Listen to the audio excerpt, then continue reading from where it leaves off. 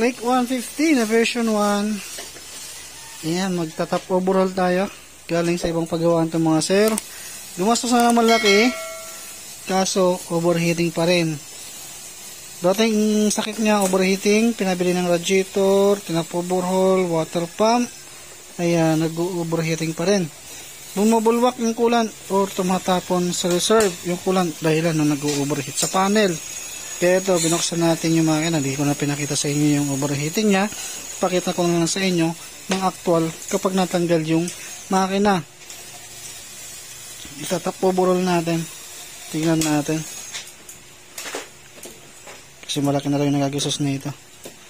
Ayaw na ibalik doon sa gumawa kasi kapag kinalas yung makina niya, magbabayad daw ulit ng panibago. Medyo masakit. Kaya tingnan natin. Ayan ang bago yung water pump. Radiator. Ito yung radiator niya. Ayan, bago. Kakagawa lang to. Halos lahat ng mga hose ay nilagyan ng mga sealant. Parang sa mga 4 wheels. Ayan, nilalagyan ng sealant. Pati siguro gasket nito baka may sealant to. Yan, buksan mo natin itong mga sala tapos may pakita ko sa inyo. Basta pagka tapos ito pilipit pa isa rin to mga sala. Sa hindi maganda pilipit, nagpalit siguro ng husto tapos ito pilipit.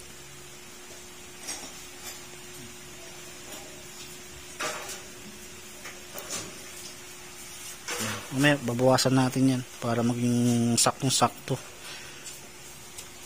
Kakagawa lang to. Pabalik-balik na lang daw yung may-ari doon kaso nga lang kada pa-check up may bayad. Tapos kapag binaba daw yung makina, bayad ulit. Hindi sila tumatanggap ng back job. Maaaring aftermarket yung gasket. Kasi kapag aftermarket mga sir yung gasket mo ay madali talaga siyang mag-overhaul kasi sobrang nipis ng aftermarket. Hindi tulad ng original, makapal. Tapos nilagyan pa ng sealant. Doon na magkakatalo yan. Kaya ito, pag-iwalay mo natin ito para makita natin kung ano nangyari nito. Bakit yan may mga sealant.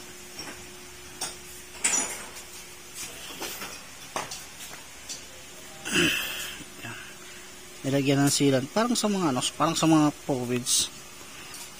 Kaso hindi kami gumagawa ng ganito kasi nga sa radiator ng mga motor maliliit lang yung butas.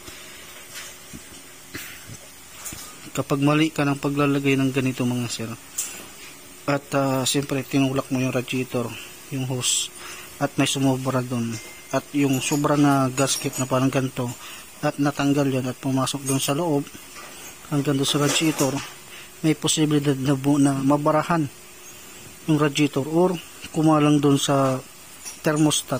Isa rin sa dahilan kung bakit ayaw umangat or bumubulwak. Yan kaya ayaw namin ganyan ganito sa mga motor. Pwede sa mga Ford siguro kasi malaki yung mga butas ng mga radiator nila. Pero hindi kami gumagawa ng ganito.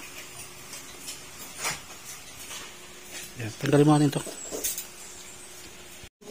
Ito na mga sa natanggalan natin yung cylinder head at tama yung sinabi ko na nilagyan sa ng sealant. Tapos sa head pa lang makikita mo na yung markings ng sinyalis na overheating yung unit.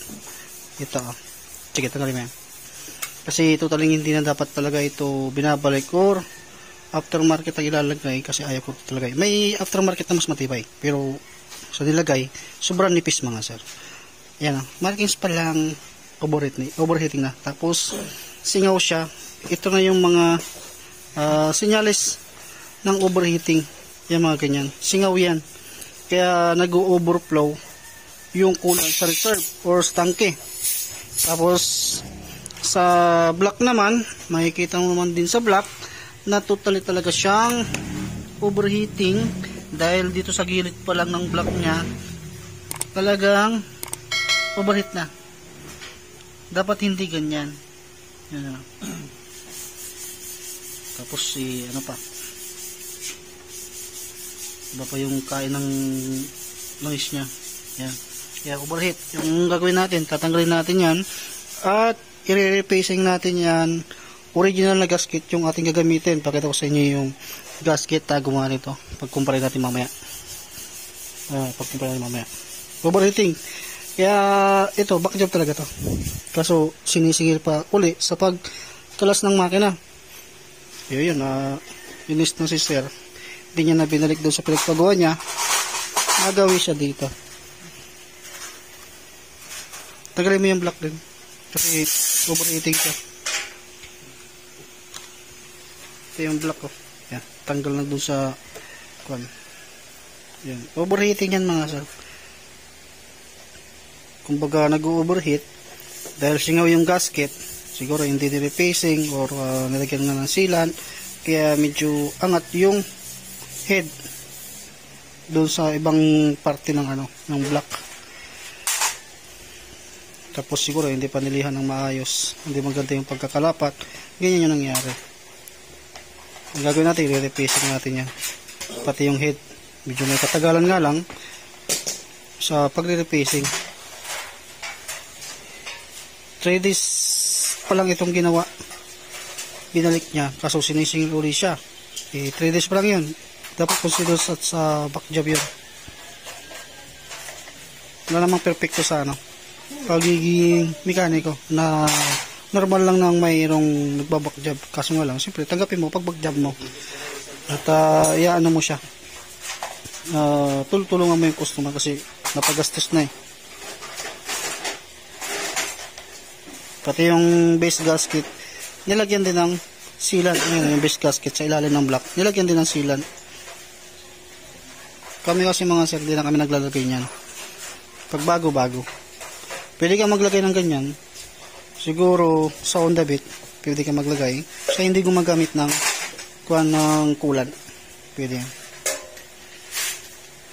I-repacing muna natin yan. Ito mga sir, nakinis na-repacing na. Narinisan na rin to sa ibabaw ng block. Ito, na-repacing na rin natin. Yan, isasalpak na lang natin to. Ito, papalitan natin to. Tapos yung gasket, siyempre bago ilalagay natin. Pakita ko sa inyo. Ito naman yung gasket natin. Pagka click 150, ito gamitin nyo. P97, tapos TO1, tapos yung isa-isa naman, dalawang klase to. B01 na may isa. Yan, masyadong manipis to. Yan. Tapos hindi natin lalagyan ng sealant yan, isasalpakan natin ng buo yan dito sa block. Ayan mga sir, nakikabit na natin ha.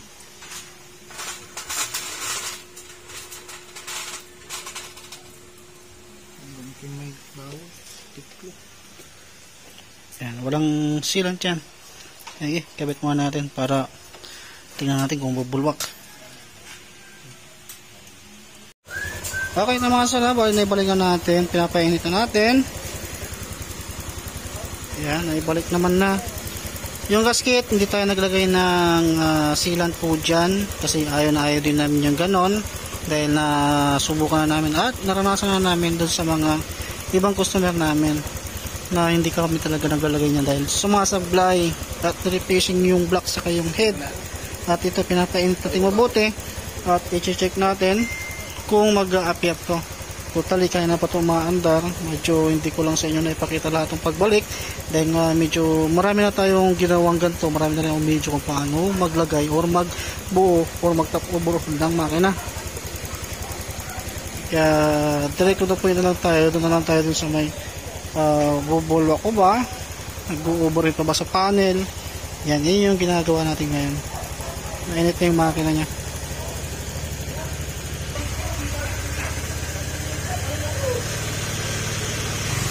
Ito mga sala, mainit na to yan. Natutuklap yung pintura kapag binasa Ay,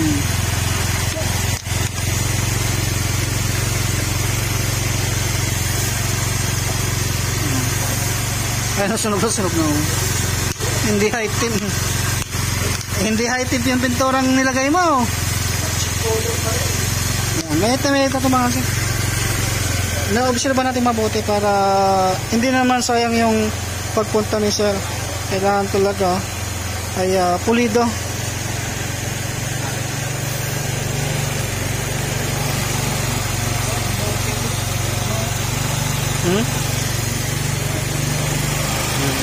Walang leak yan mga sir.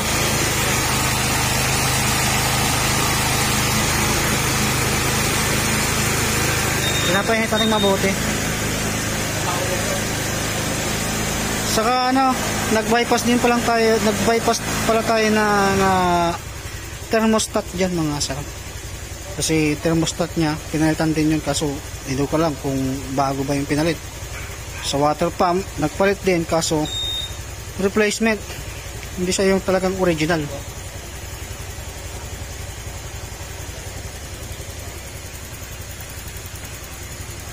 Ayan, fast forward natin mga sir. Yung minute to minute na check natin kung lalabas pa rin.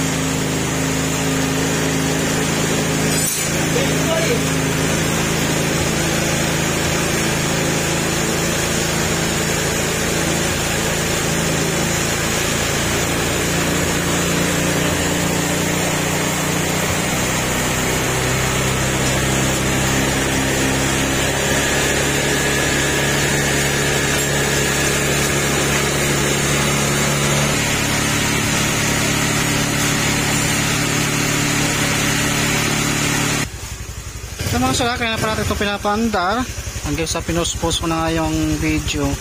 At ito, same pa rin, hindi pa rin umaangat at hindi naman siya mainit at hindi rin siya masyadong mainit din sa taas.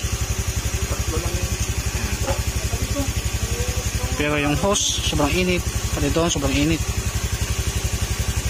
Kaya pa ito umaandar mga sir. Hindi ko lang pinupull yung pag-video kasi nga mahaba. Kaya pinapil-photo natin. Pero may gagarantiya ko naman na goods na to mga sir.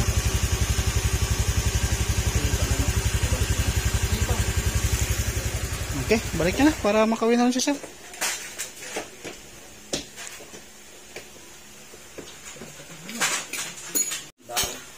Okay, balik na natin lahat. Sige. Testing mo na lang. Ayan, doon na lang tatapos yung video natin mga sir. Sa overheating.